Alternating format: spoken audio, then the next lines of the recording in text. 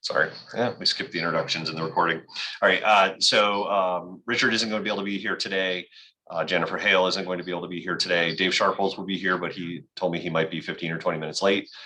So we'll just sort of get started on what we can do. For those of you that have joined, we're going to work on just a consensus platform today where we'll try to get the consensus of the TAC, but it won't be sort of an official vote or anything. And we'll use that as a recommendation to go to the policy committee in a couple of weeks. So on that regard, I'm going to, I guess, table the minutes until the next meeting.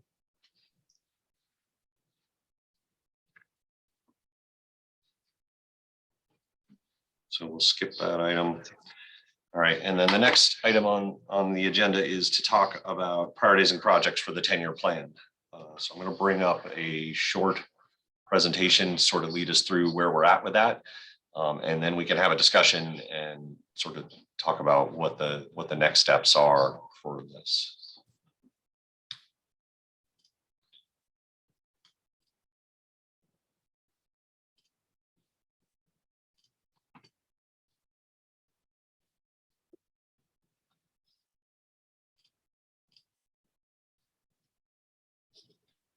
All right, can everybody see the full presentation? Yes.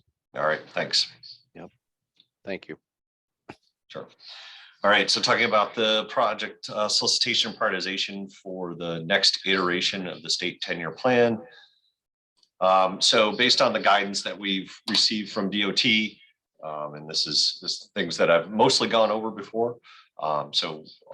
When projects are added to the 10-year plan, construction is added to the last 2 years in most cases. Our target funding for this iteration is just a little bit over $8 million, $8.055 million for programming. Costs must include inflation as well as indirect costs. Our initial guidance on inflation was that we use 2.8% per year. That has recently been requested to be increased to 3.7% per year. So that's something that we have to account for in our total costs for each project. We use a common set of project selection criteria that were developed with all 9 RPCs and DOT. All of the projects have to go through an engineering and cost review prior to being reviewed by DOT. We had hired Hoyle Tanner Associates to do that work for us. And we submitted 5 projects to DOT for review this fall after development of project estimates by HTA. And we submitted a couple extra projects just for their information purposes only. So we submitted 8 total projects. Once we've set our final priorities, DOT is committed to adding our priorities to the 10-year plan as presented to them. Although projects still must go through the GASSET process, which, as we all know, can result in projects being added or dropped to the 10-year plan, sort of independently of what we do at the regional level. So we sent our candidate projects to DOT on November 11th of last year for that review. That is still in process. But we are required to have our priorities back to NHDOT by the end of March of this year. And given that this is our last policy committee meeting is on March 8th, this is our opportunity to talk about it at the TAC. And the end result is that DOT will have a draft 10-year plan in the summer, usually beginning of July is when that's required. So this is our sort of last shot at prioritizing projects, and we'll have that wrapped up as I said, at the March 8th meeting. So while we haven't received the sort of the formal written recommendations and review from DOT, we have heard some feedback from them verbally. So that's what all we have to work with at this point when we're making our project selection. So it's a little more challenging that way, but we can at least get I think some direction from the TAC today. So their feedback was essentially that our estimates were generally on the low side. And in some cases, that was pretty significant compared to what they anticipated the cost for each project was. I don't have those numbers exactly, but we will hopefully be getting those shortly. They also would like to see the inflation rate increased from 2.8% to 3.7% per year, as I mentioned earlier. This is a process that is usually developed cooperatively with the RPCs or the MPOs.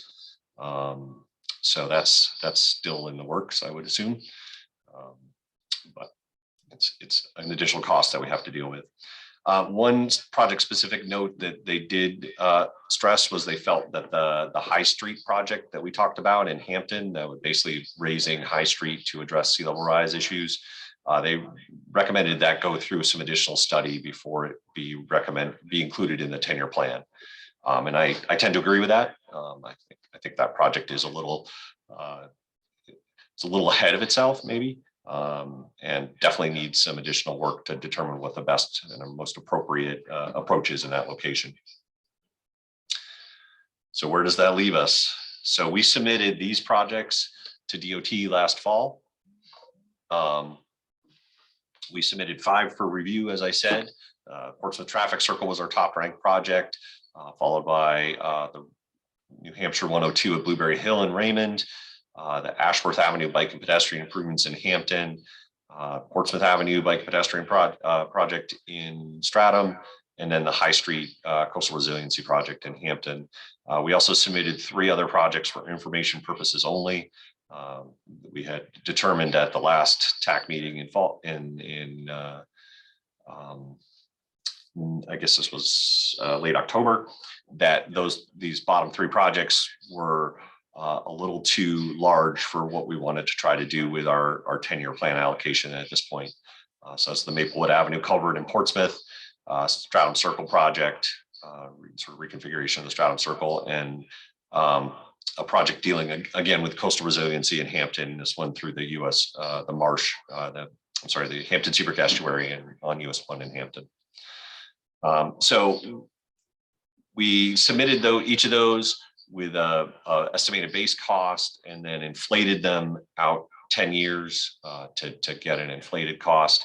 What you're seeing here is the same base cost that we submitted in November. So that hasn't changed at this point, although I would expect it will once we get the sort of the full feedback from DOT. I have applied a revised inflation rate to these projects to get a different, to get a cost using that 3.7% inflation rate. And that's that center column. And you can see that is resulted in some pretty significant changes to the costs on some of these projects. It pushed the traffic circle up almost $1.5 million, and all the other projects somewhere, less than that, but still not insignificant amounts of money. So that's something we're going to have to account for, and it really kind of changes the picture somewhat for us. I included in increased inflation for the 3 projects that we submitted for information purposes only. Again, we're not really considering those for the 10-year plan at this time, but I just wanted to sort of carry that forward. So where does that leave us? So I think we have, it's a little bit challenging to make recommendations at this point, given that we don't have finalized cost figures for the projects. And so since we don't have that, I think we kind of have sort of 2 options here to moving forward. Option 1 would be to stick with our top recommendation, even if that is more than our regional share. I think we have a good argument for requesting NHDOT assistance in covering the portion of that project that's over and above our target amount. That location of that project is at the junction of I-95, Spalding Turnpike, and the US 1 bypass. It's a major state facility with some pretty substantial functional and safety issues. And it's also a priority for District 6 that they've talked with us about. So I think, there's an argument there that maybe we can get some assistance over and above our share. That's not something that I've discussed yet with DOT, but something I want to put out there as potentially, maybe that's an option. Since it does have such regional and interregional benefits. The other option is that we recommend a combination of smaller projects up to the target amount of 8.055 million. But we really can't finalize what that list looks like until we know what the total project costs are, or recommended project costs are for each of those projects.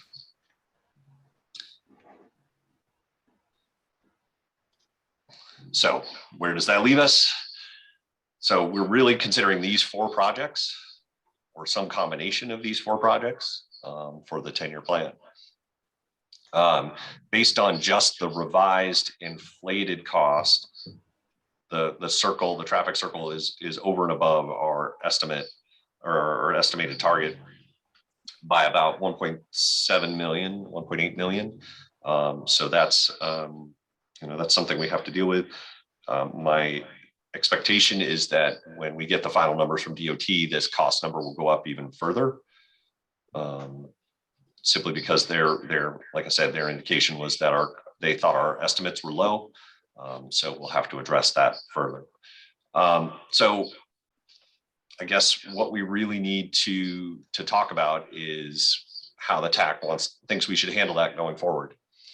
Do we stick with the circle, which was the top ranked project in the region through the regional ranking process, or do we bundle a set of smaller projects together? Well, how confident are you that DOT will pick up the extra cost? Not confident at all. Like I said, I haven't had that conversation with them. It was just sort of something that kind of occurred to me yesterday as I was trying to figure out how to address this. Yeah. So, I think. I'm sorry. Go ahead. Yeah, I think the other alternative there is that we pay for the project over multiple cycles. I mean, that's the other option there, I guess. So maybe there are 3 options, or a 1A and 1B and a 2. Oh, yeah. So, you know what I mean? So, I think, like I said, I think there's a decent argument for dealing with that type of project, with more than just a regional share, but have not had that conversation with DOT yet. So I have not had the chance to have that conversation with DOT yet. Yeah. My concern was that if we submitted just the traffic circle and then it was rejected for being too expensive, then we'd end up with nothing being submitted. That was my concern. Yeah. And that's my hope is that we can have that conversation. One, I need to see the results of their review, but 2, I'm hopeful that I can have a conversation with DOT in the next couple weeks here before the policy committee meeting to get some clarity on that. But ideally, we'd have a sort of a preferred direction coming out of the TAC as here's what we prefer as our first option, maybe. Yeah. Dave, I had a couple of just comments, and just in terms of the inflation, as everybody understands, the inflation will go with all the projects that are included in the 10-year plan, as we, because as DOT every couple of years looks at the inflation rate, and with all the increased in cost and the bids that they receive. So that's why one of the reasons the inflation rate's going up. The other part is, my understanding is that William has basically discuss some of the revised costs with you, and that you will be getting the formal letter from DOT by the end of February. And then DOT will be meeting with each of the regional planning commissions in early March. And I know William's working on that as well, to schedule those meetings to go over some of the questions and review the information. Thanks, Lucy. That's helpful. Dave, is the 8 million cutoff, is that hard? That number won't increase? There's, in the past, there's been a little flexibility with that. So if we came in with an $8.2 million project, that would probably be okay. You know what I mean? It's never been sort of set in stone, but it's been really guidance. But I think when we see the revised costs on these, it's not going to be, I mean, the traffic circle is already what, 1.8 million above our sort of regional target. it's not going to get any closer to that. It's going to go further away. So, you know, that's asking, I think, a lot of you know, to be flexible on it, but maybe, you know, like I said, given the importance of the system and the functional issues that are there, maybe that's a reasonable ask for this type of project. Is it a reasonable ask maybe for a project that has really only local benefits? You know, probably not. But one that has clear regional benefits, maybe that's good. Maybe that's okay. But haven't had to have, like I said, haven't had a chance to have that conversation yet. So, because that project is certainly a priority locally here in the city, and because you know people are avoiding the bypassing the circle and taking local neighborhood streets to get around it. So right. we certainly want to. We would push for it to remain on the list as the number. Yep. Well, and talking to District 6, I mean, it's a source of a lot of headaches for them. It's their top concern for the region. So it's, you know, it's something that I think everybody recognizes isn't working like it needs to work. And so maybe we can get it addressed through this, but because if it wasn't on the 10-year plan, then how would it ever be addressed? It gets on. it wouldn't. Yeah. So, and I mean, I think this, it brings up, you know, a bigger issue, you know, or maybe sort of a second issue, which is, you know, kind of how do we pay for these projects that are clearly have these larger benefits than more than just to a single community, but are well beyond what we can sort of afford through our regional target. And there's no mechanism for that right now. Or no formal mechanism, I should say, for that right now. So that just leaves a lot of them there. You know, we have a lot of projects that we've identified on the regional network that are definitely benefiting, you know, the larger region as a whole. But we aren't sure that we'll ever be able to get any of them implemented because they're well beyond that $8 million target. They're $20 million projects or they're $15 million projects. And we've in the past been really hesitant to fund projects that take multiple cycles. You know, but, you know, in this case, maybe we need to make an exception to that, or we need to see if there's a sort of a second path.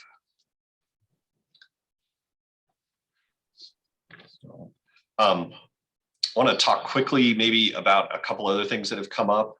And one of them I just kind of touched on a little bit, but and just to sort of make sure everybody here is aware of them.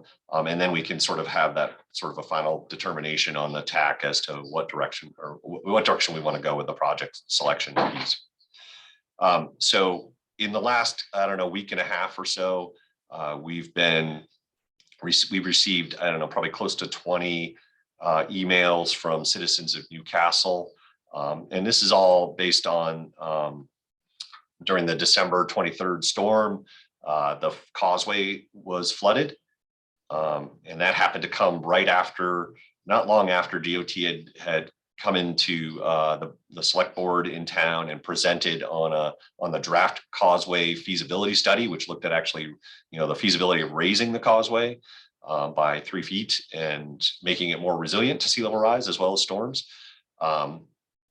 So I think that, you know, was almost that kind of perfect storm of, hey, we have this new information about this project, and oh, hey, here's an example of a storm that flooded the causeway. So it brought out the citizens of Newcastle and the select board sort of pushing hard to get that project added to the 10-year plan. Preliminary cost estimate from the feasibility study indicated about a $5.2 million cost, which included bicycle and pedestrian accommodations, as well as addressing 3 sort of independent low spots on Route 1B in Newcastle and Rye. So that would keep basically that whole roadway outside of or above water, or even at higher sea level rise conditions. And those are spots that had been identified in our vulnerability assessment that we completed last year. So these were not surprises to us. So the community is really asking for this project to be added to the 10-year plan. We sent a response yesterday, I guess that was, or maybe it was Tuesday. basically recognizing the importance of coastal resilience and the need for this project eventually to be added to the 10-year plan, but indicated that we weren't going to be recommending adding it to the 10-year plan in this cycle, simply because we're so far along in our processes that I just described, that dropping a new project in at the very end of that is not fair to the other communities who've been involved in this over the last year, and it's basically shortcutting the process. So we didn't want to do that. That being said, we are also recommending that the community go and make sure that they come out to the 10-year plan hearings in the fall and make everyone aware of the problems that they see on the causeway there. So I don't think this project is going to go away. It's certainly in our long range plan and will be considered in the next iteration for us. So we're sort of working through that. And then, like I said a few minutes ago, it brings up these issues of how to address these, what are potentially very big or bigger projects than we can handle under a regional share, particularly related to the challenges of sea level rise. I mean, if we're relying solely on a regional share to address sea level rise in the coast, we're not going to be able to do it in a time frame that will be reasonable, I guess, is maybe the best way to say that. There's too large projects that might need to be implemented for us to handle that. And the related issue is, again, how do we pay for these projects that are more costly than the regional share? There's no standardized way to do this, but if we have projects that are providing statewide or regional benefits, we need to figure out ways to do that. And there are certainly funding in the 10-year plan to handle these larger projects. The funding that all the 9 RPCs get is really only 5 or 6% of the total funding for each year. So it's and granted, there are a lot of issues and a lot of needs out there, and DOT has the large challenge of trying to identify all those needs and prioritize them. But it's just something that I think there needs to be more conversation about as to how do we handle these bigger projects? How do we handle these bigger issues that are beyond what we can manage at the regional level from a financial standpoint? So again, getting back to recommendations or a consensus from the TAC on what we should do here today. I think, again, our first option is to stick with the top recommendation and have a discussion with DOT on the cost of that and whether that's something that would be viable. And option 2 is to recommend that we combine the smaller projects up to the target amount. But we really can't finalize that either because we don't know the exact costs. So it's hard for us to say whether that could be 2 projects or 3 projects. My guess would be it would probably be 2 projects, given the cost of the Ashworth Avenue project already. I can't imagine that we could fit 3, given that's already a $6 million project under the new revised inflation rate. So what I'm going to do is just go back to the slide with the 4 projects, and then maybe we can have a discussion and see if there's consensus about the approach that everyone thinks the TAC should make. All right. So summarize again, approach 1 would be moving forward with the traffic circle as the priority.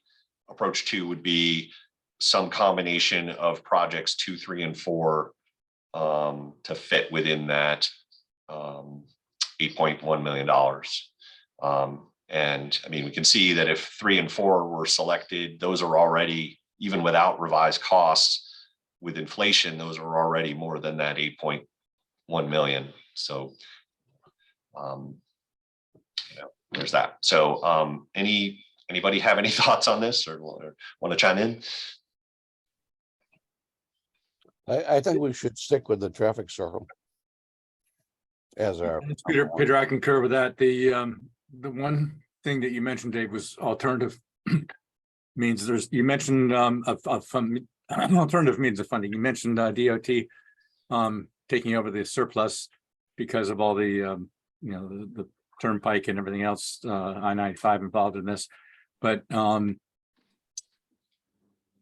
projects like this, there's my understanding is there's two ways of doing it: either multi-year, saying, you know, put in the money up to the cap this year for that project, and then use the money, the residual money that's going to be required, added in next year, and you know, you end up burning 2 years worth of projects. But is that viable? And the other question was, is there an alternative funding option, either federal or otherwise, for these large projects? Because this happens every year that we we take the really big projects that become more and more necessary and shunt them off so we can fit, you know, 4 or 5 moderate price projects in. And so I guess that's the question: is there an alternative, and is that multi-year option available? Yeah. So yes, there are, I think, funding options for it. You know, there's always potential for congressionally directed funding is always a possibility. There are grants out there that potentially this project could be a decent candidate for. You know, we'd have to look into the details of that. And just to clarify, it wouldn't be 2 years of funding; it'd be 2 cycles of funding for us. So it's actually 4 years. Right. Sorry. And I would guess that this would take all of our current share pluses, anywhere from a quarter to a half of our share in the next round. That's a guess at this point, but so there's that. And okay, so I see Chris, you have your hand up. Yes, Dave, I just wanted to concur with what most people are saying. I think sticking with the traffic circle, simply because, as you pointed out, the sheer volume of impact this will have, not just for all of the visitors that come on the major turnpikes and the major routes and get off at this particular intersection, but the impact that has, that was mentioned by a member earlier, on the surrounding area and diversion on the side streets of local traffic, has such an impact that, but I believe that offering to the DOT, we're willing to take an entire year's, if they can find some match to that. I would think that offering more than 1 year, I would think they would reflect that is a great impact, and not to spread it out. Because I think, you know, the DOT is looking at the regional projects that we're looking at to add as a diversion of a portion of their total funding on it, which they're willing to do. But in this case, because we see the impact, as you pointed out, of such the volume for the overall state impact, that they would be willing to look at some avenue to do that in 1 year and not have us give up 2 years. That's all I had to say. Thank you. Okay. All right. Thanks, Chris. Dave, Lucy here. I think, I mean, those are all legitimate points and stuff. And as I said, once DOT has an opportunity to meet with the Rockingham Planning Commission, I think some of those key points will be brought up as well. And another option too, which, you know, in other cases, sometimes projects are broken out into smaller projects and done over different time periods as well. So I think those are all conversations you will be having likely with the DOT. Okay. Yeah. I mean, I think this one, since it's just it's not just an intersection, it's an interchange, I guess. It's a little challenging to break that up into smaller pieces. But something like, you know, the Ashworth Avenue project, or potentially, you know, the Portsmouth Avenue project could be broken up into smaller pieces probably for sure. And I'll just reiterate my support for keeping the traffic circle as the #1 priority. Okay. Does anybody have sort of the opposite, want to take the opposite approach, where we focus on the smaller project?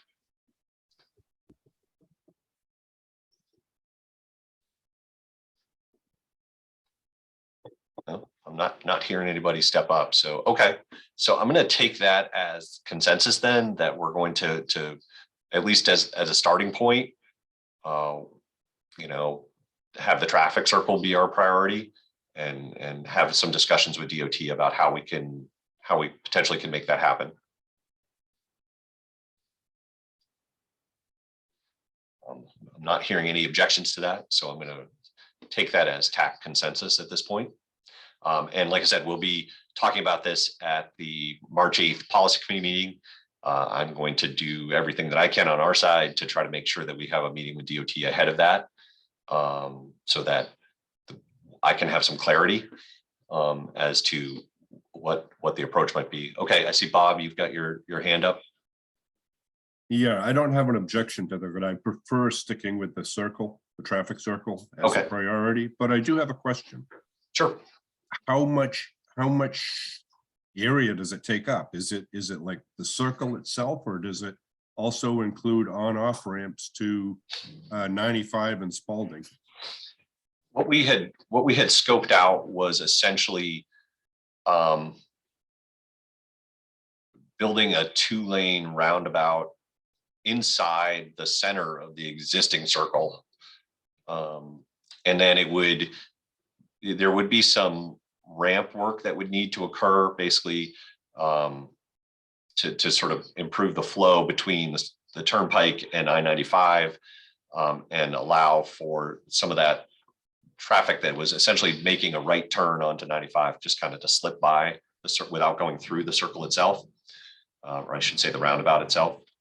So I can send you, why don't I can send out what we had scoped for that project. After the TAC meeting, I'll just put that into the sort of the follow-up email that I usually do.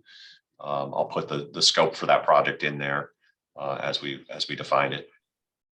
Thank you. That would be helpful. All right. Thanks, Bob. Bill. Yeah. Hey, good morning.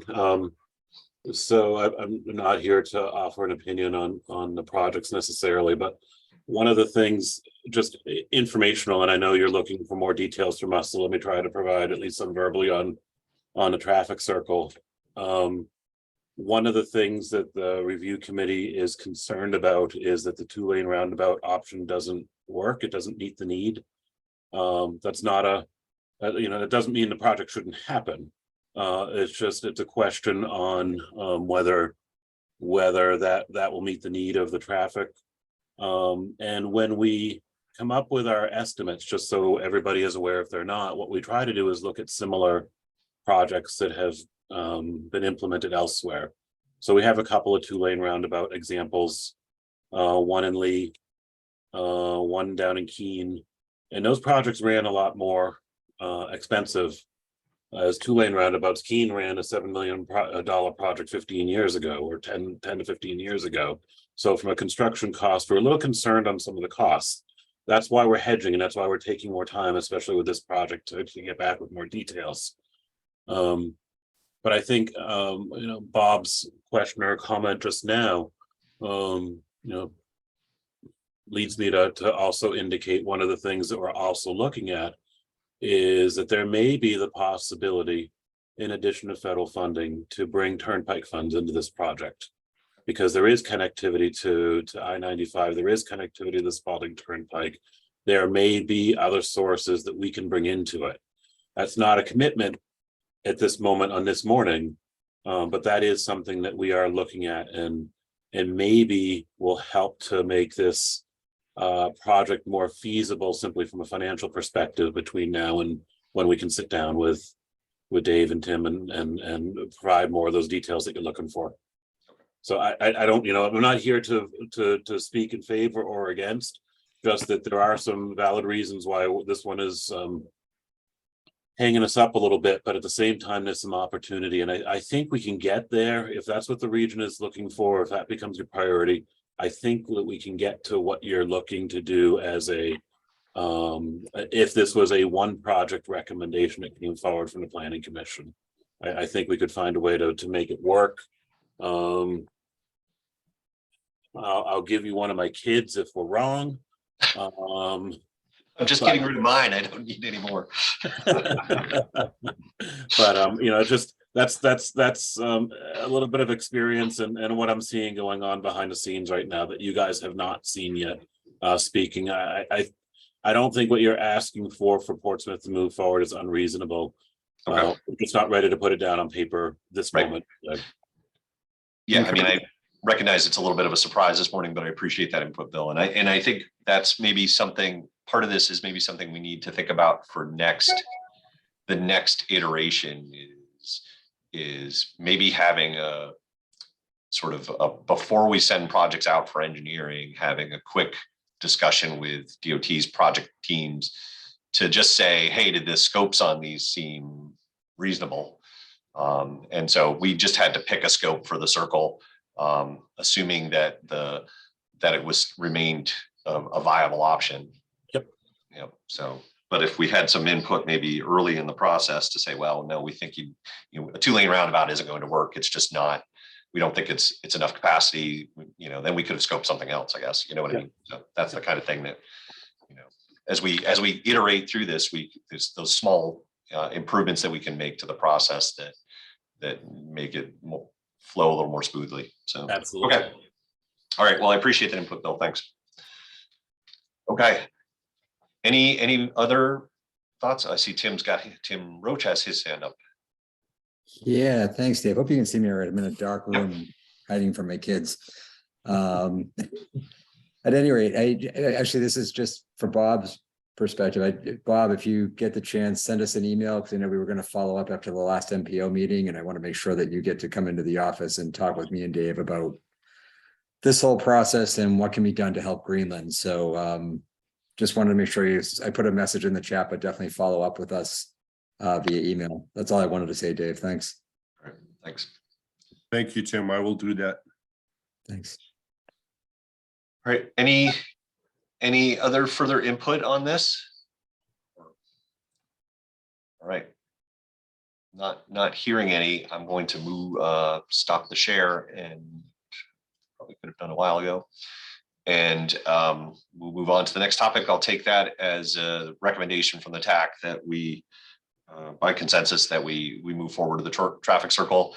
And I'll be working with, and we'll be working with DOT over the next couple of weeks here to try to make sure we get things nailed down a little bit better before the commission meeting on March 8th, where we actually need to vote on this. So, all right, thank you. I'm going to turn things over to Scott to talk about CMAQ prioritization. Alrighty, thank you. Everybody, I just sent everybody who's on the Zoom this morning an email with an updated version of attachment 3 that went out with the TAC packet. The version of that attachment that went out did not yet have air quality analysis results or the staff and subcommittee rankings. At our last TAC meeting, Peter Coffin, Dave Sharples, and Tim Moore had all volunteered to work with staff in reviewing these and coming up with rankings. And that group met yesterday, and so we have some more information to share. And I'll go through that on slides, but you also have it in front of you if you pull it up from your email. So let me share screen here.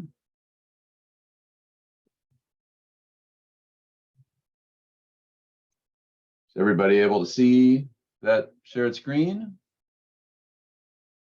Yes. Yes. Good.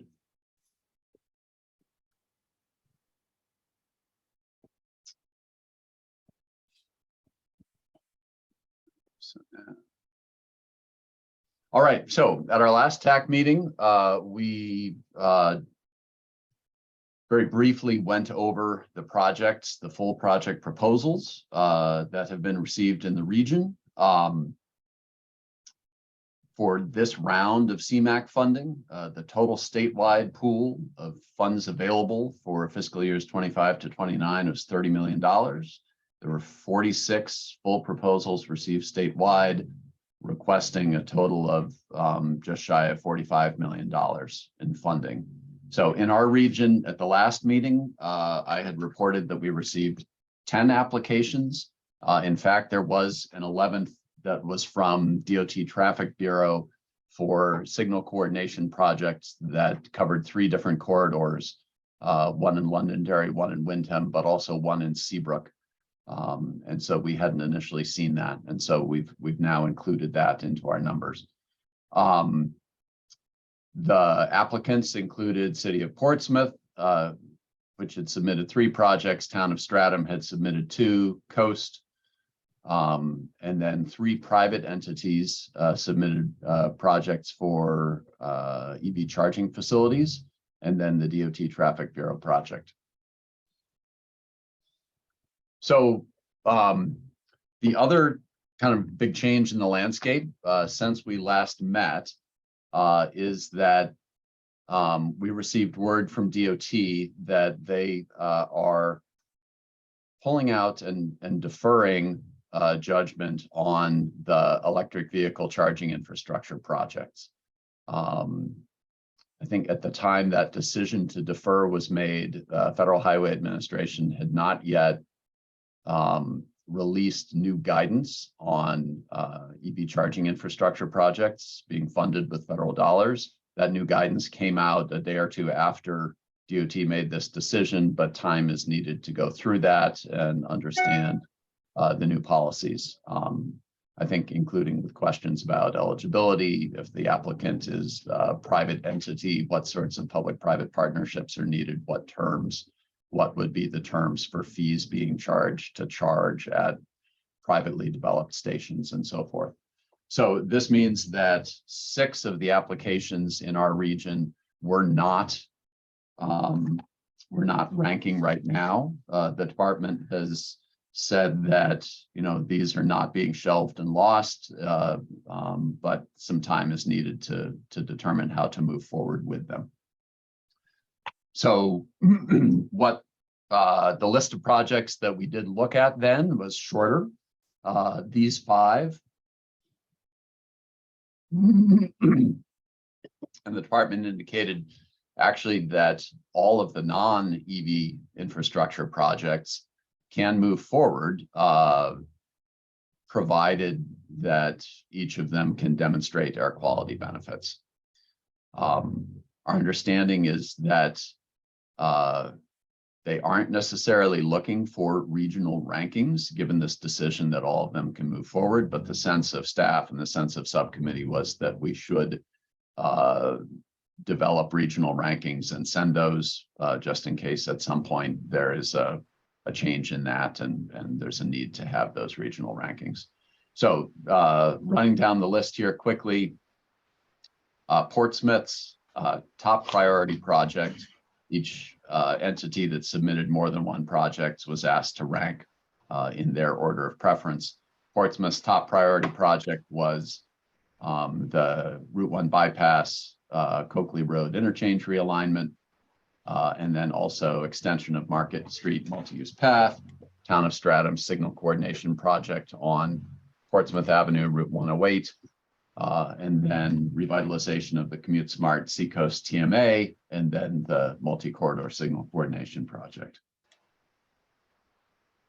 So the scoring criteria this round are much the same as they have been in the last couple of rounds. I think there are additional points allocated to regional ranking in this round, or at least from 2 rounds ago. I'd need to look back.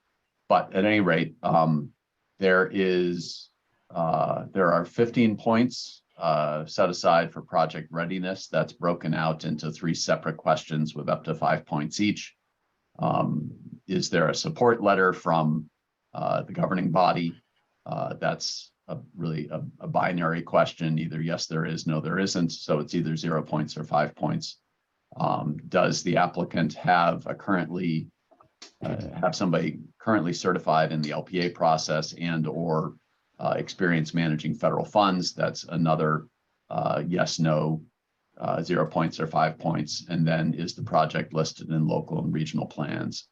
The subcommittee decided to assign those 5 points, 1 point each based on how many local and regional plans projects were identified in. So each of the projects received either, I think, 2 or 3 points based on that. Financial readiness, there was a question about whether funds had already been gross appropriated, i.e. were funds already committed for match. A second question was if funds had not already been committed for match, had the applicant committed to say, supporting a warrant article for that match at the next town meeting. And then results of the most recent audit, were there any findings of concern? Then 25 points for stewardship and sustainability. And then up to 35 points for air quality benefits. At the state level, DOT's intention is to look at air quality benefits in the context of cost benefit ratio, number of kilograms of volatile organic compounds, nitrogen oxides, carbon monoxide, particulate matter that are reduced per dollar spent. And I think at the state level, the intention is that once those are rank ordered, the top project will receive 35 points, the bottom project will receive 0 points, and the rest will be ordered in the middle. We weren't quite that draconian with it, but did assign differential points based on the anticipated air quality benefits. And then in terms of regional ranking, at the regional level in the past, the TAC has usually used those points to differentiate projects that are primarily local in nature versus projects that have a regional benefit. And the subcommittee decided to do much the same thing this year. So running through these, here's that multi-corridor signal coordination project, the Seabrook component of it. And this would add 4 more signals to the existing coordinated signal network on Route 1 and Route 107 in Seabrook. The circles you see in yellow are the signals that are already part of that coordinated system. The 3 signals in red, extending down to Lakeshore Drive, including Boynton Lane, there are the new ones that would be added. These costs that you see here, $233,000, $186,000 federal, that's essentially 1/3 of the total project cost. Total project cost was $700,000, but for the purposes of doing the cost benefit analysis, we just took 1/3 of the total project cost for that portion attributable to Seabrook. Match source here would be Turnpike toll credits, we're assuming. And then you see air quality benefits. And based on the air quality benefits, primarily, this ended up as the top ranked project from the deliberations of the subcommittee and the and staff. Stratum's 108 signal coordination project. This is coordinating 4 signals that already exist and are within a half mile of each other from the interchange with Route 101 north to Market Basket here. And then eventually when the new signal at Bunker Hill Avenue is constructed in 2027, that's programmed in the 10-year plan, that would be added to this as well. This had similar air quality benefits, although on the committee ended up ranking this 2nd out of 5, although very close to the #1 ranking.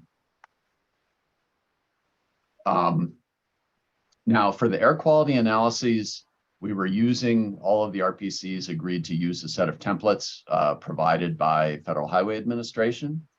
Those templates were a very good fit for signal coordination projects. They were a very good fit for the Portsmouth multi-use path. They weren't really a very good fit for the Coakley Avenue project. They just didn't contemplate that sort of intersection realignment where a signal is removed, a median is placed in the intersection, and essentially the intersection just becomes right in, right out with no left-hand turning movement. So you can see here on the map, this project, currently there are 2 lights heading south off of the traffic circle on the bypass. There are 2 lights in rapid succession.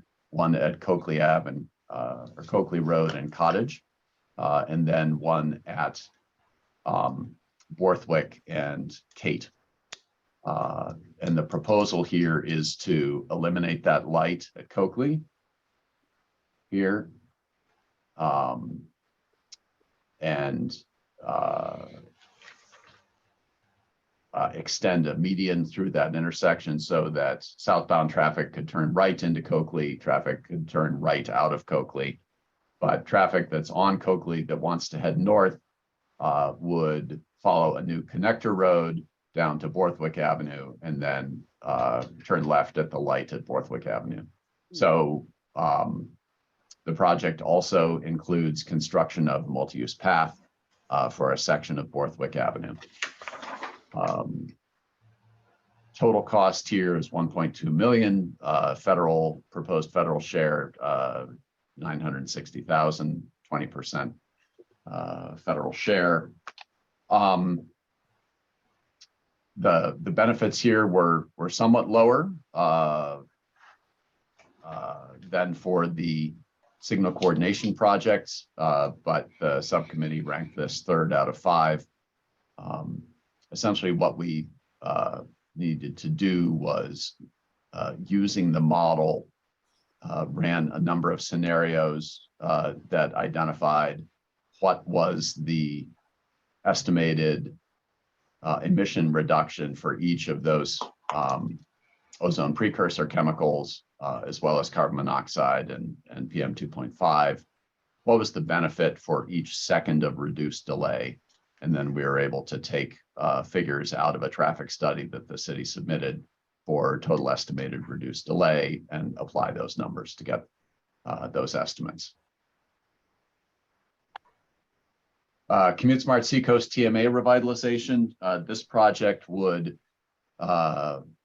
essentially restore a full-time director to the TMA. This was a project that was a mitigation measure for the Newington Dover Little Bay Bridges Spalding Turnpike widening project.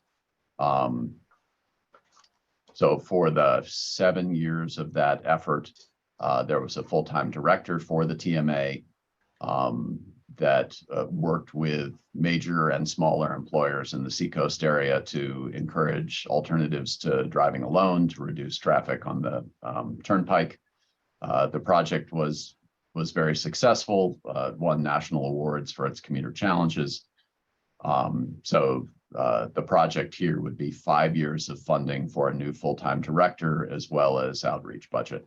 So total cost 700,000, 560,000 federal, with match coming from Coast, City of Portsmouth, and City of Dover.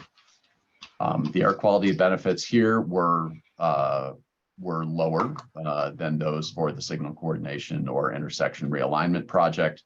Committee ranked it 4th out of 5. And then final project, Portsmouth's Market Street multi-use path. This project would be an extension of a multi-use path that has been constructed incrementally with CAP and CMAQ funding over the last decade, running from downtown out Market Street extension. The last extension of that ran the path out beyond I-95 to Kearsarge Way, which is the entrance route for the Atlantic Heights neighborhood. This would extend the path from Atlantic Heights, picking up the Spinnaker Point neighborhood and extending to the intersection of Woodbury and the plaza with Market Basket and other businesses. So cost here, actually, I have incorrect cost numbers on this one. I copied over this slide. The cost on this project is actually 2.3 million total, and 1.84 million as the federal request with match coming from City of Portsmouth. That said, we did have the proper costs in the air quality analysis in the cost benefit ratio. So let's look at just that ranking and the cost per kilogram reduced. In order to get this, we made some assumptions about project life of each of the projects. And for each of the infrastructure projects, we assigned it a 20-year project life.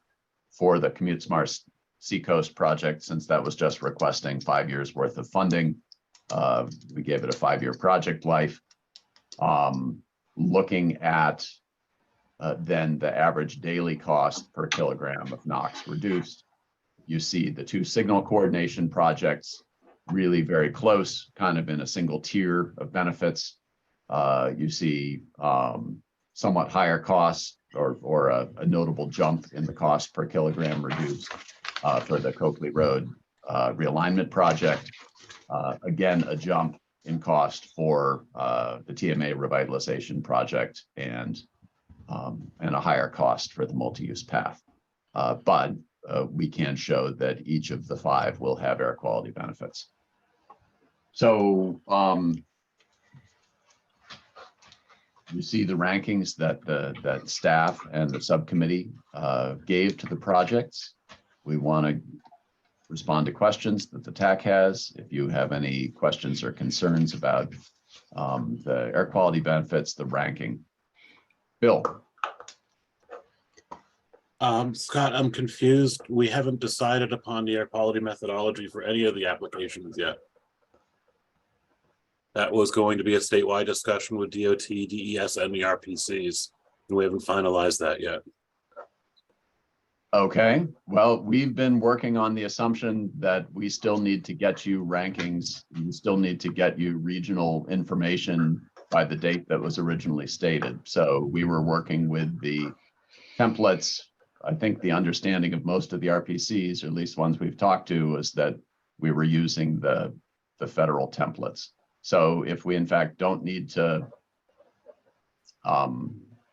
if there is a different methodology to be used, that's, I guess,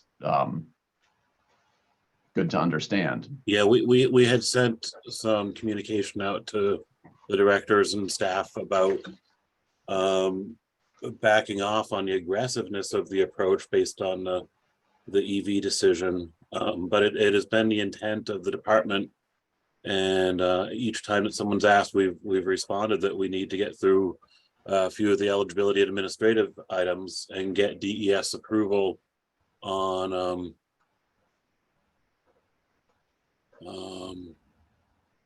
which templates to use. And we've been working with Ricky, actually. Tom Jameson and I met with Ricky Pasillo and Jessica about a week and a half ago.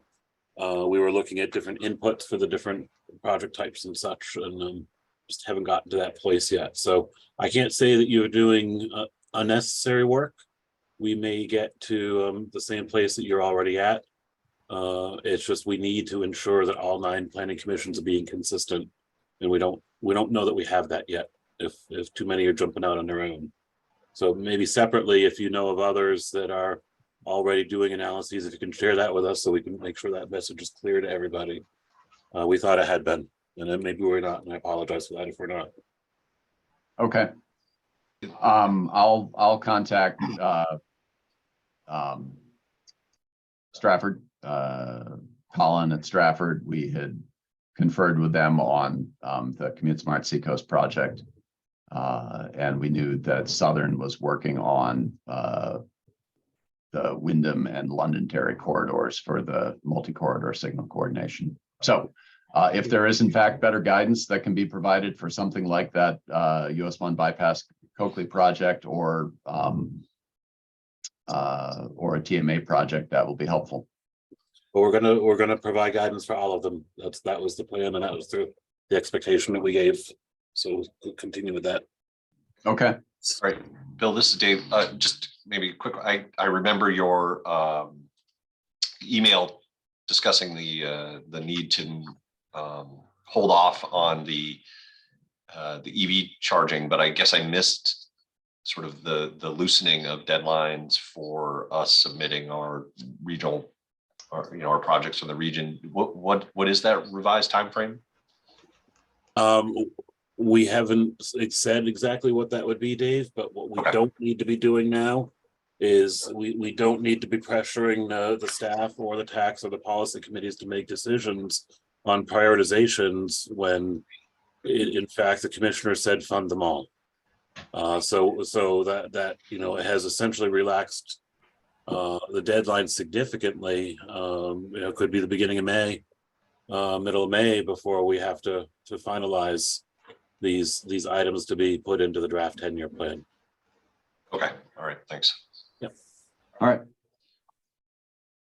right. Well, then, in terms of action requested, I guess we are not asking the TAC to vote on a prioritized list today. So this becomes informational. Yeah. And No, we will, we're not, if the TAC feels it's important and it looked like it is part of your communication, it does. We're not, and Southern did the same thing. They recognize that, from a prioritization point of view, we want to hear the input and the feelings of the tax and the policy committees. And so there's nothing wrong with doing what you're doing. We're not trying to tell you that you can't. We're just telling you that you don't have to, based on the fact that all of the projects can be funded, similar to the last round. all right, great, thank you.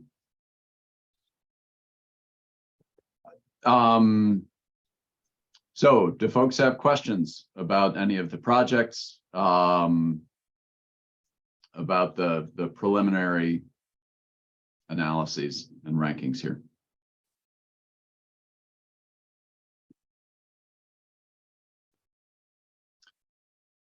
All right, is it the pleasure of the TAC to actually recommend a ranked list, or do folks see that really as unnecessary and we'll wait for further guidance? I think we should wait for further guidance. Okay.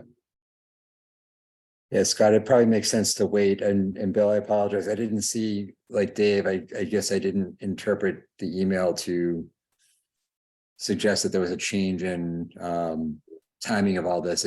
I think we probably got over-focused on the EV side of it and less about the overall process. So apologize for that. And I guess the only other thing I'd say is it's Scott and Dave, it's unlikely that the analyses will change significantly.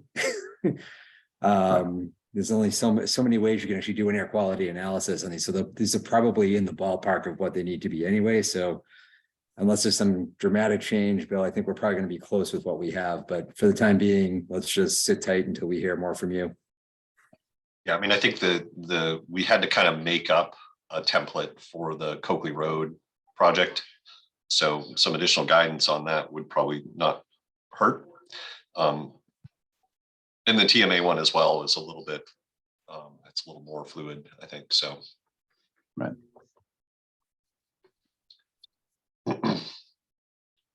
Okay. Well, that makes this easy. So we'll hold off on making any recommendations at this point, and sort of table that for a future TAC meeting. And we'll get back to the TAC with some additional guidance as to when that might be, when we have some more firm understanding of that. So, all right. Excellent. Wow. Cruising through stuff today. All right, I've got one more item on the agenda. And this is another item where we don't need to take any action, but I just wanted to sort of fill folks in on the ongoing work to develop the next transportation planning, unified planning work program. So let me share my screen real quick.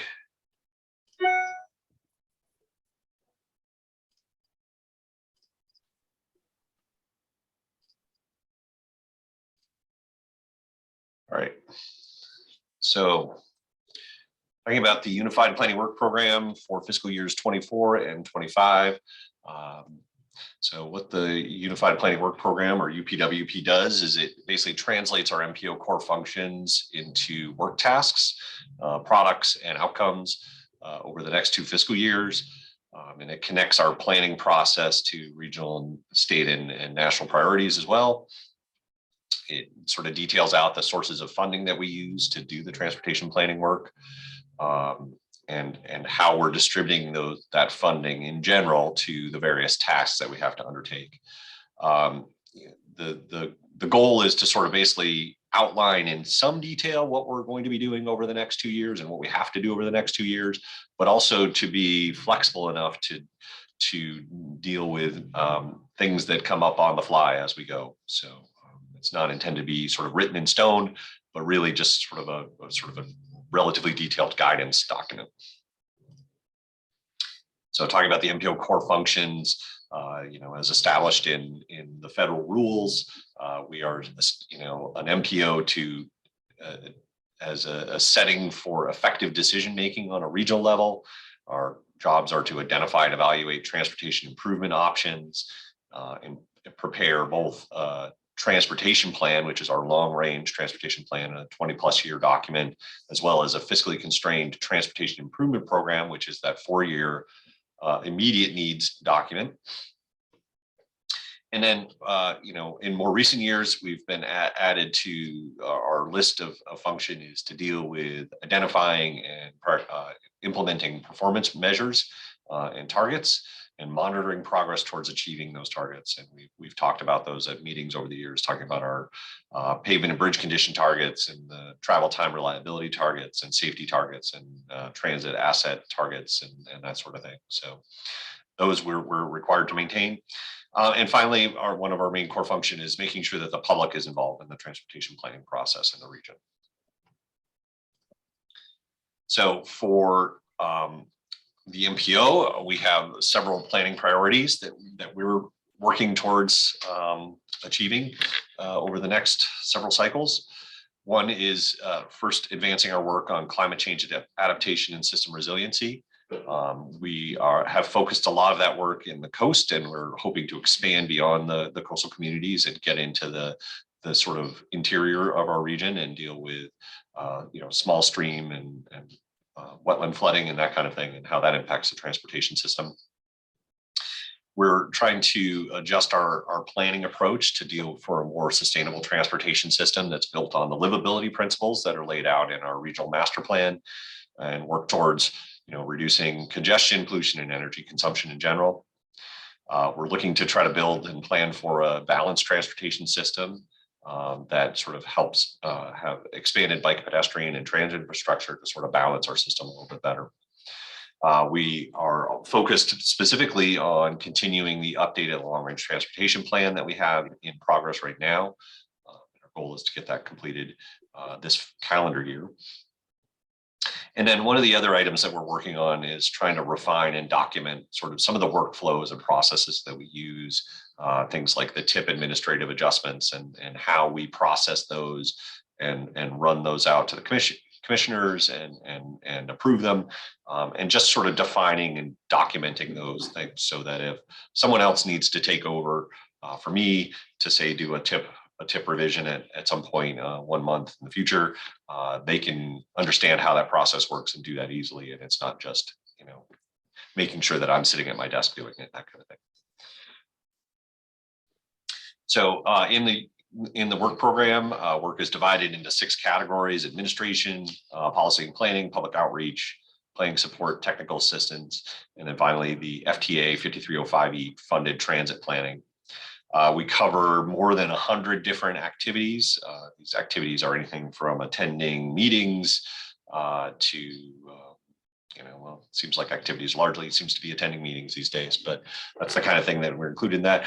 Work products, we have a large number of work products that are potentially come out of this, everything from sort of memos to TAC and policy committee on particular items in front of those committees, our long range plan, various targets for performance measures, our congestion management process. We have bike pedestrian plan that we've talked about in the past. So there, a huge number of potential work products that we have. A lot of this stuff carries over from cycle to cycle. I would say somewhere on the order of 90% of what we do is cyclical, and it's part of that continuing cooperative and comprehensive planning process that we have to implement. And so largely, a lot of the work is the same as the work that we're doing in the current UPWP, but it's been updated to reflect current priorities or current understanding of those tasks. So there are some changes here for this new cycle. We are getting a roughly 30% increase in funding. I think it's almost exactly a 30% increase in funding. That's the first real increase that we've had since 2012 and 2013. So it's been a little bit of a while since we've done that. We're using these additional funds to address a couple of things. First is, dealing with the 10 years of inflation of costs, working on retaining existing staff. We have a goal to add a half-time equivalent transportation planner in the office to try to tackle some additional work. We are also planning to expand the technical support that we get from our engineering consultants. So that's the folks that helped us with our 10-year plan estimates, and as well as our model consultant. Sort of related to that, we're hoping to make some travel demand model improvements, both in the functionality of the model, but also in some of the data that forms the backbone and the basis for which those future travel demands are estimated on. So I'm going to go through each of those 6 categories fairly quickly and just sort of touch on the various pieces that are kind of the focus areas within that. So category 100 is administration. We have the sort of the first task that we have in that is completing our performance report, which is looking at our current UPWP and making an assessment as to did we do what we said we were going to do in that work program? And if we didn't, why are things different? Essentially is what that comes out to. Those are due in October-ish. I think the end of October of this year, we'll have that due. So that'll be one of the first tasks we work on. Otherwise, that task really deals with just general administration of the grant and running of the MPO on a sort of day-to-day basis. Also things like training and webinars are included in that as well. Category 200 is policy and planning, and this is kind of the meat of a large of what we do. This is where we bill our time when we're involved in the 10-year plan process. Our long-range transportation plan update is included in that. And then new in this one will be sort of any staff time working on the development of the safety action plan for the MPO. And this will be in conjunction with the Safe Streets and Roads for All grant that we received earlier this year. So, and again, in this part of this process, we'll be working on improving our process or workflow documentation. Category 300 is our public outreach. This is where our work supporting the TAC and policy committees is focused. And in here, we're working on expanding our public outreach efforts and ensuring that we can continue to manage and deal with these sort of mixed virtual and in-person future meetings. Ideally, we'll actually have in-person meetings going forward. And actually, our conference room is actually in the midst of a renovation right now, so hopefully it can support us a little better in the need for those in-person meetings. And then category 400, this is planning support. This is where a lot of the data collection happens. Our traffic count program is incorporated into this one. Our bike and pedestrian counting program is in this. The census tabulations are in that. Our GIS work that we do, sort of the basic mapping and data analysis work that we do is all sort of captured in this. And one of the hopes and what we've budgeted in here is for acquiring vehicle probe data in lieu of doing a household travel survey for our travel demand model.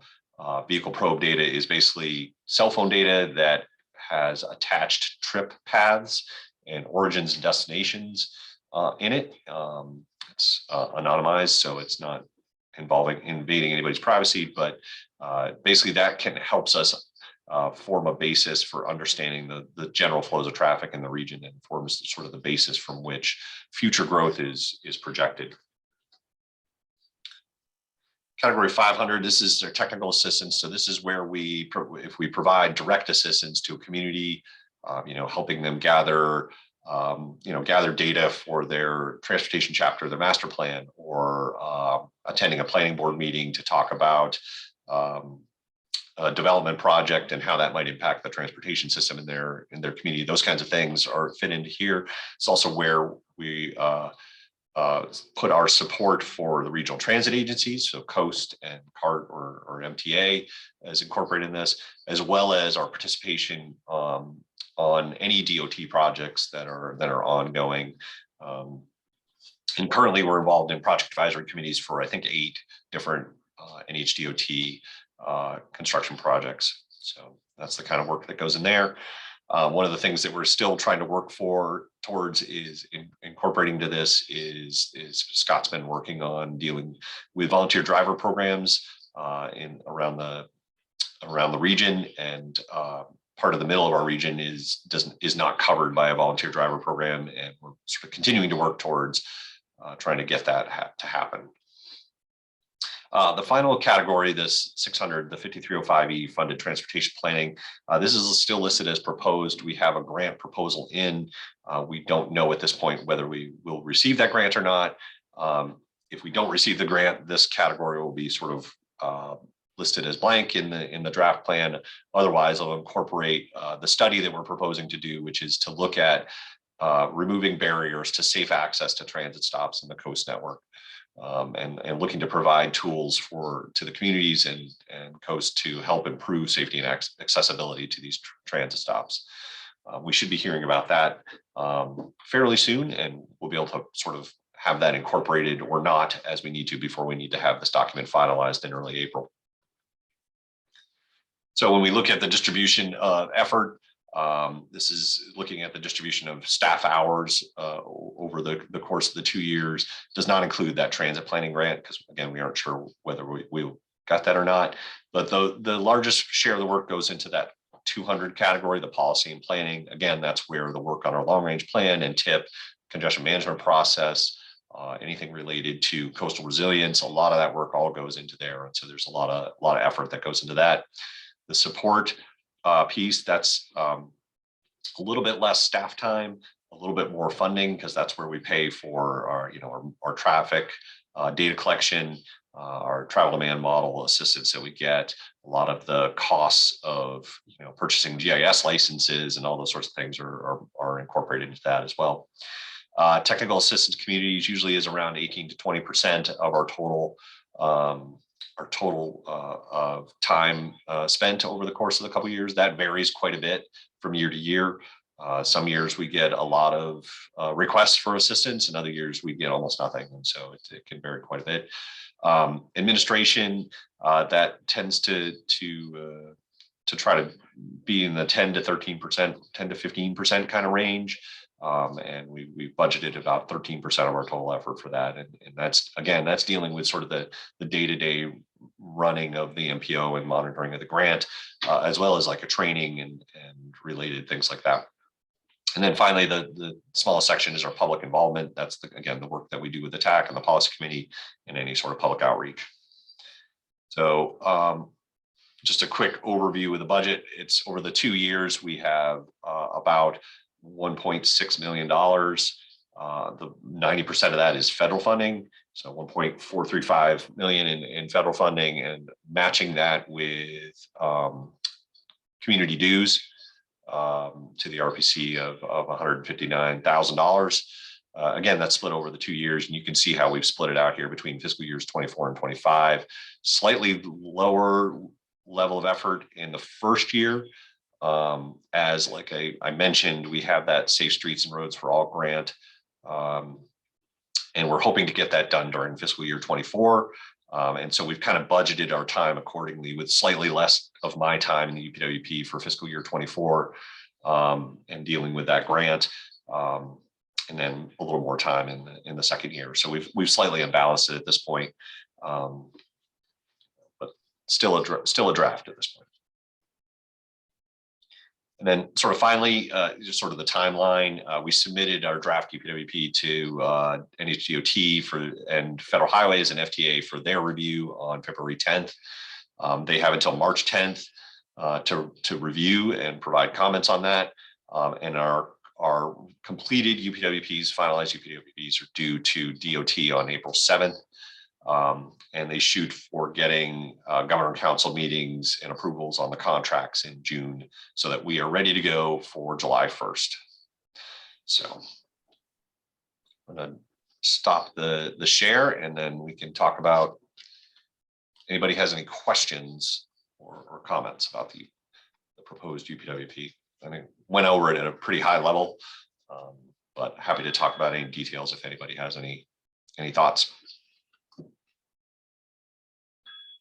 No, it all looks good to me. All right, thanks, Tim.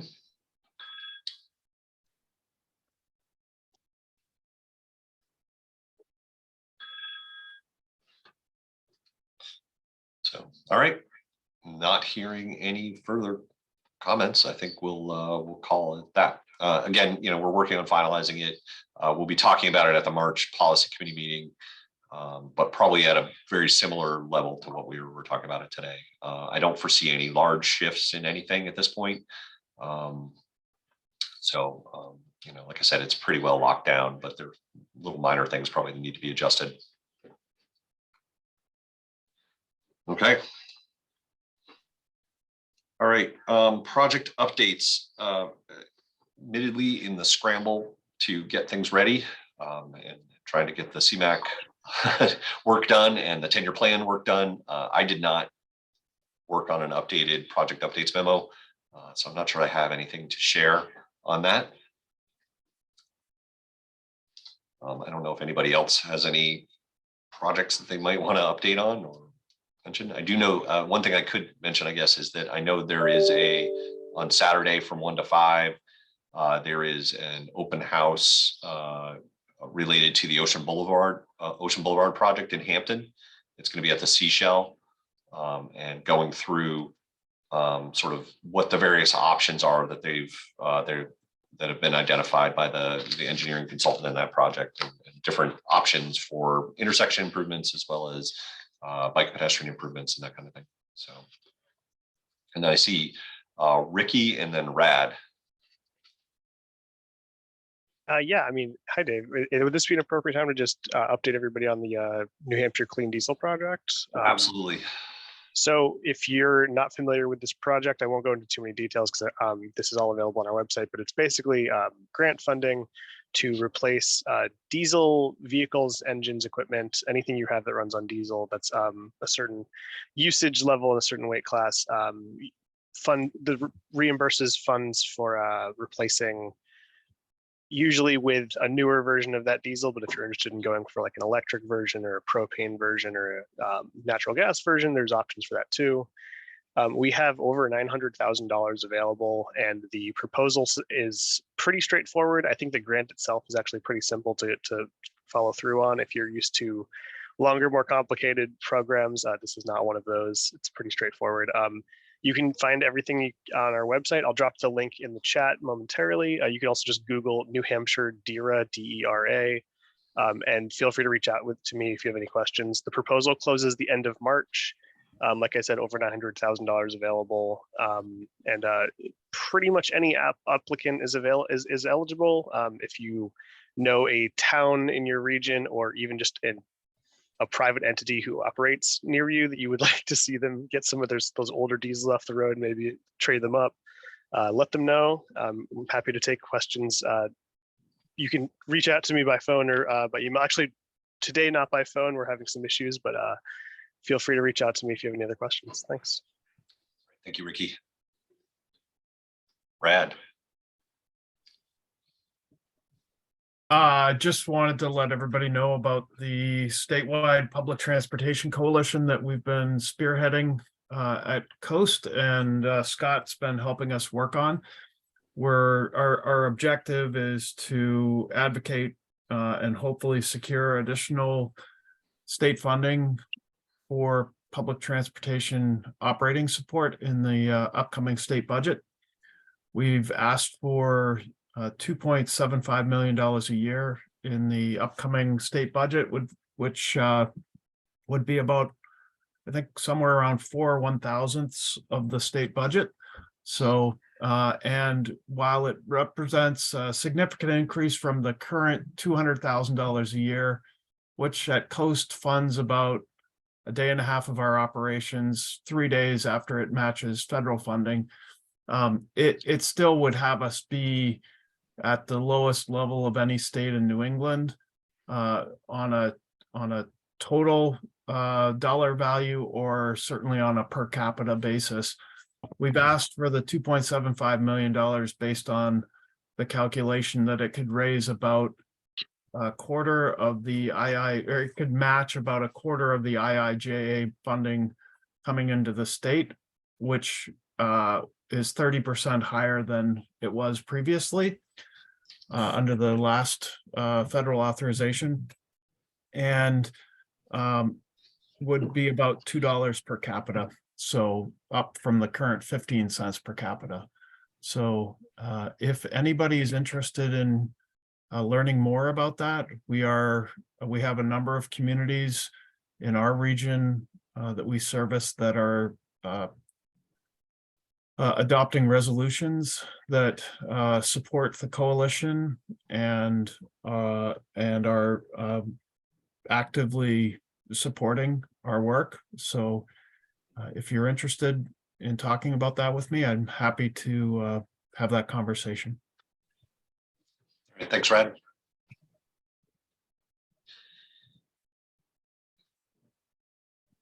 I'll just make a note that we're talking with corridor communities for the New Hampshire Seacoast Greenway about submitting a congressionally directed spending project proposal to Senator Shaheen's office for trailhead facilities for the Greenway. We've talked with the TAC in the past about the pair of community connections design workshops that we did in the fall to come up with conceptual designs for trailhead facilities. GPI, which is the engineering firm that has been doing the design for the trail, phase 1 of the trail, one of their landscape architects actually was the lead in helping us with those connections workshops. And GPI has agreed on a pro bono basis to come up with first order cost estimates to construct those design concepts that came out of the workshops. So I've been in contact with Northampton, Hampton, Portsmouth, and need to talk to Greenland about those trailhead facilities and whether there's interest in jointly submitting a project proposal to the senator's office.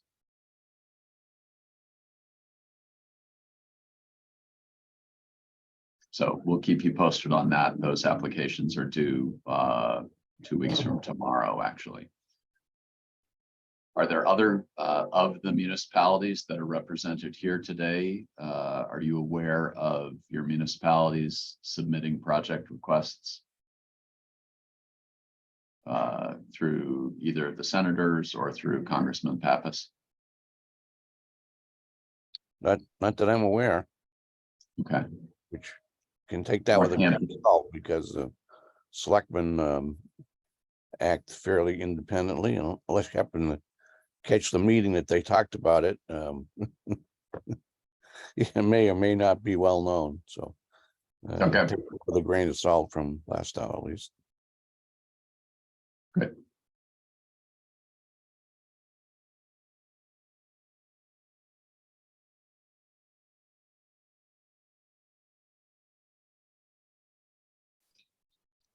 Just realized I muted myself. All right.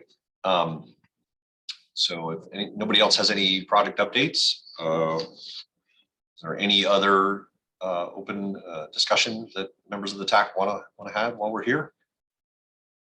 Yeah, I have one. Looking ahead to our next 2-year cycle, I think if we're going to be successful, that we should have another $30 or $40 million a year set aside for coastal resiliency, probably shared between ourselves and Stratford. Above and beyond our, like this year, we had a little over 8 million for regional projects. Those projects are regional, but you know, I mean, we already have difficulty with expensive projects, you know, the normal roads and bridges. So that extra coastal resiliency funding, I think we badly need. And I don't know obviously 30-40 million dollars I just pulled out of the air a couple minutes ago, but there should be some significant funding. So it'll be something to work on over the next couple of years, how that might get implemented and funds allocated.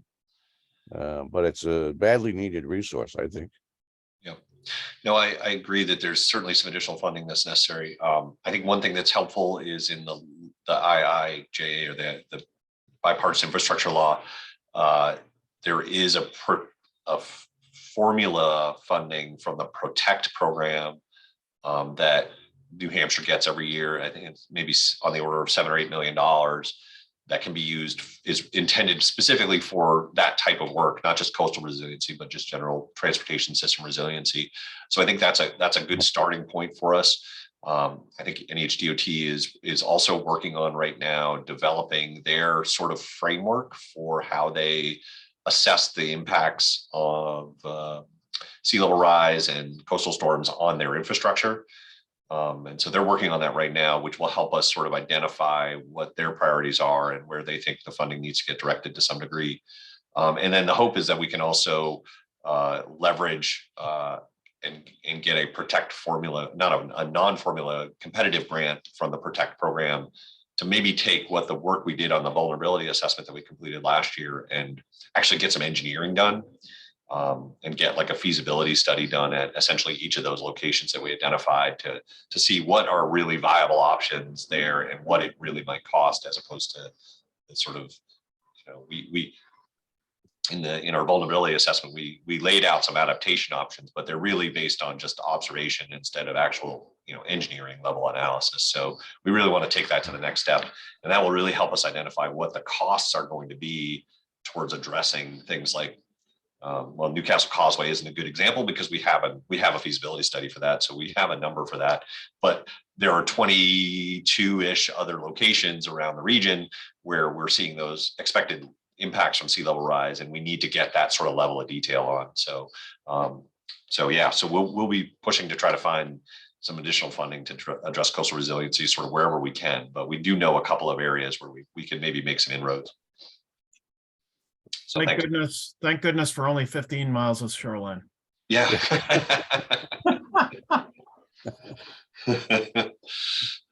Yes, at least some of it is well above sea level too, so that's helpful. Any other thoughts or comments anybody wants to share? I guess I will point, maybe one last thing I'll add is we are looking at trying to sort of revitalize this committee a little bit and try to bump our participation up a little bit. We've been when COVID hit, we all went online and most of us haven't come back. So we're working on trying to sort of reaching out to communities who maybe don't have a TAC member appointed or have a TAC member that hasn't shown up for a while, trying to basically sort of, you know, jiggle the handle on that a little bit and say, hey, you know, we really need your participation in this. And we're looking at other ways to sort of that we can sort of bring people back to the table and make sure that we get solid participation. And, you know, our hope is that we can continue to offer hybrid meetings for folks that either need or, you know, have to travel a long ways to get here. But, you know, at some point we do need to really make sure that we have, you know, a quorum in the room and can really address the issues that we need to address in a sort of the way we're supposed to address them. So that's a work in progress. We've got another staff member who's helping us out with some of that, but Scott and I are just sort of getting started on that. And hopefully as we get through the spring, we'll start to throw some of these ideas out at you as to ways that we think that we can sort of enliven this committee a little bit and bring it back to, you know, higher levels of participation. So just keep a lookout for that, I guess. And if you have thoughts, feel free to throw them at Scott and I. We're happy to hear them. Door prizes. Door prizes, yeah. Well, we've considered, you know, one of the things we're talking about is, you know, do we move the meeting to be a lunch meeting and then feed folks? That's generally a way to get people in the room.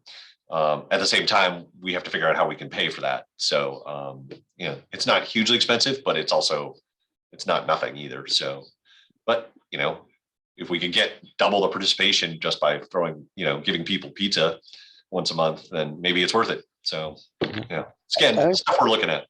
I think people would be willing to throw in a couple bucks for a lunch. Maybe, yeah, Would help offset the cost. yeah, that's a possibility too. So anyways, that's just one of the ideas that we're looking at. So, but we'll be reaching out further to TAC members and communities on that as we go further into the spring and the summer. So, all right, if there's nothing else, I think we'll adjourn the meeting, call it done. Appreciate everybody's time today. Thank you. And we'll see you potentially next month. All right. Thank you. See you later. All right, Thanks, take care, everyone. everybody. Stay safe. Thanks. Have a great day. Thanks. Thank you, Dave. Thank you, Scott.